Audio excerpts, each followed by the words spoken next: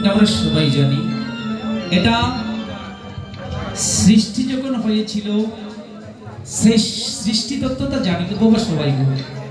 বৈতরণী নদীতে যেভাবে দোরাদামা জগতী শুভ আগমন হয়েছিল সেটার কি বাবা মাহাত্ম্যটা সবাই জানি।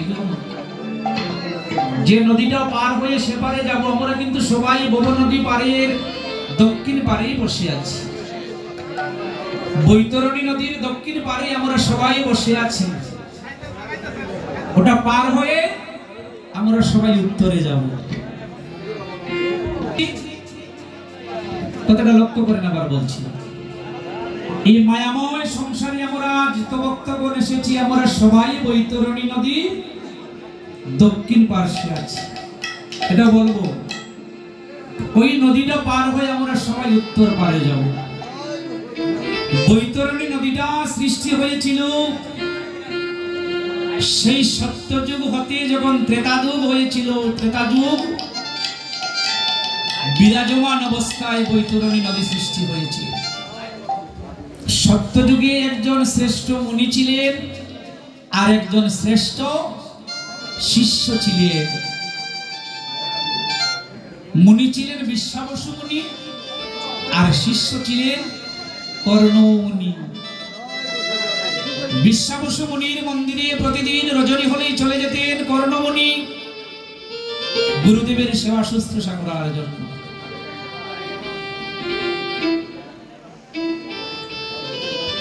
গুরুদেবের সেবা শুশ্রূষা করার জন্য। তারও আগের কথা বলছি, ওই সত্য যুগের কথা।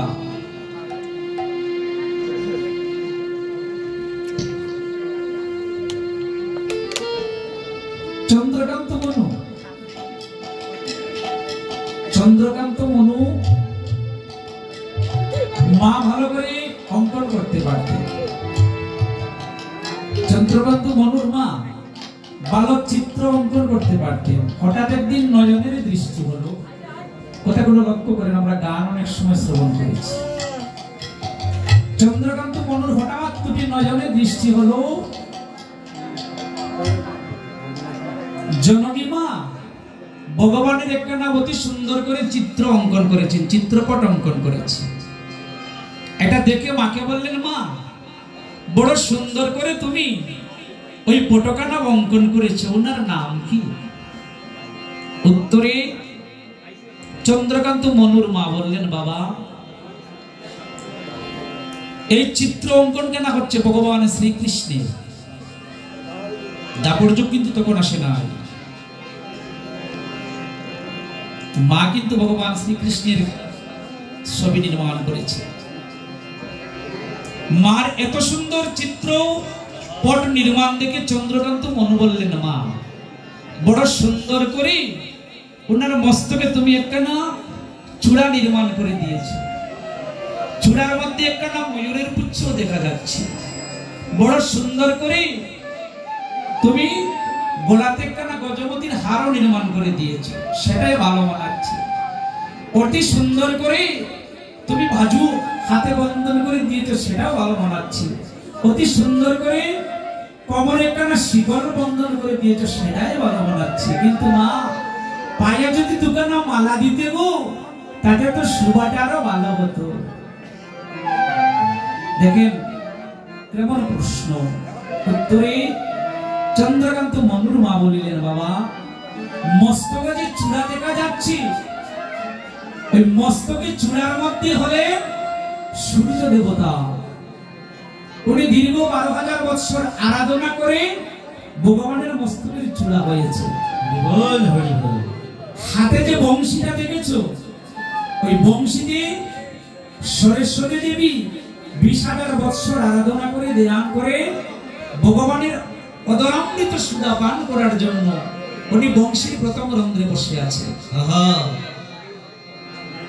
আর এমন কোন সত্য ভক্ত আজ অবধি জন্ম গ্রহণ করে নাই যেজন ভগবানের চরণে জন্ম জন্মান্তরে বাধা পড়ে থাকবে। মধ্যাহ্ন সময় কথাটা বলেছিলেন চন্দ্রকান্ত মনুর মা। মাকে বলেছিলেন, মা আমি যদি আপনার গর্ভের সন্তান হয়ে থাকি, আমি যদি এই বংশের প্রদীপ হয়ে থাকি, তাহলে আজ আমি প্রতিজ্ঞাবদ্ধ হলাম মা, আমি ভগবানের চরণের একখানা শুদ্ধ বস্ত্র হয়ে বস্তু হয়ে জন্ম গ্রহণ করিব।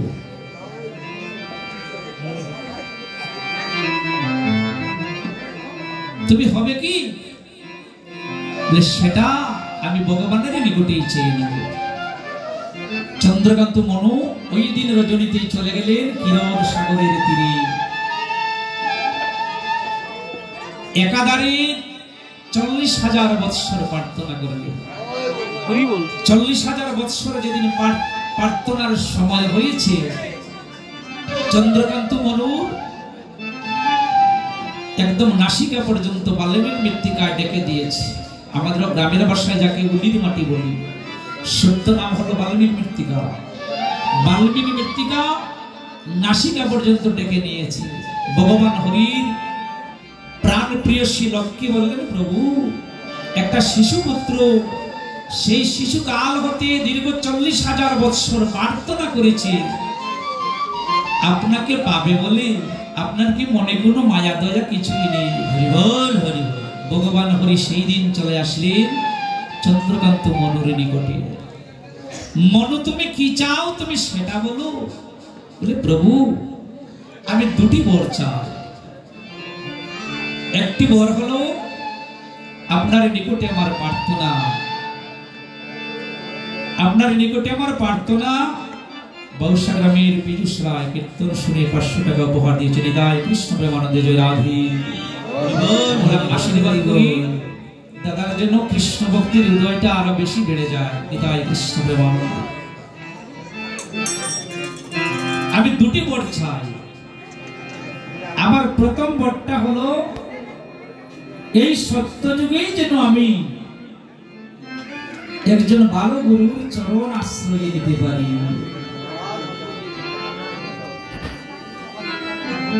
আর দ্বিতীয় বরটা হলো আপনি যখন আগত দাপর যুগে আসবেন, সেই যুগে যেন আমি আপনার চরণে আমার গুরুদেবকে নিয়ে আমি নূপুর হয়ে দিবানিশি আপনার চরণে বাধা পড়ে থাকতে পারি।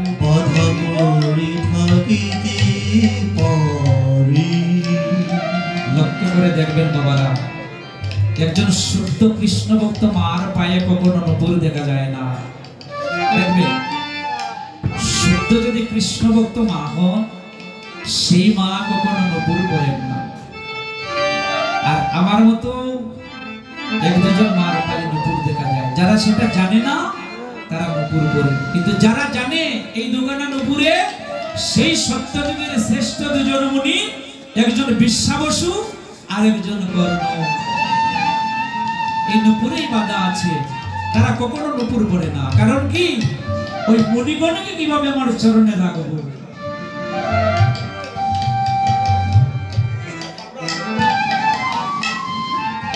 ভগবান হরি বললেন, তথাস্তু। মনু,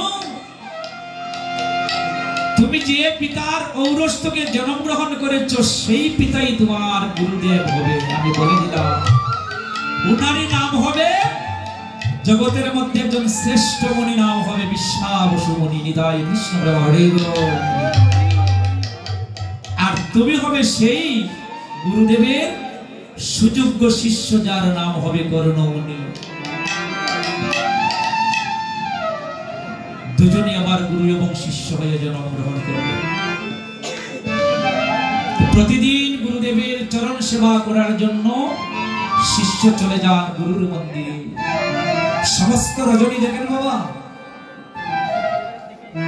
আমরা সবাই দীক্ষা নিয়েছি, সবাই তো দীক্ষিত বাবা, তাই না? কিন্তু গুরু সেই জন যেজন পব নদী পার করে আমার সেপারে নিয়ে দেবেন, সেজন গুরু। গুরু দুই প্রকার। এক প্রকার গুরু হলেন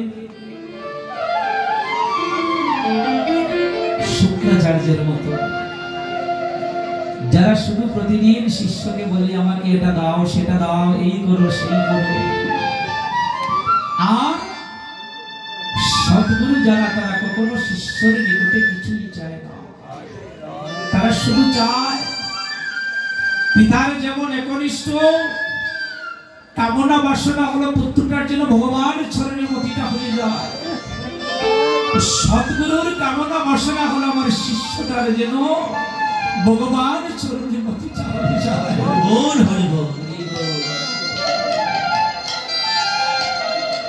সদ্গুরু পাওয়াটাও বাবা ভাগ্য লাগে, সেটাও পূর্ব জন্মের স্বীকৃতি রাখতে হয়, না হলে সেটা হয় না। গুরু পারে শিষ্যকে তোরাতে, আবার যদি একজন ভালো মনের শিষ্য হয় সেও পারবে তার গুরুকে উদ্ধার করিতে। যেটা আমি মৃত্যু চক্রবর্তী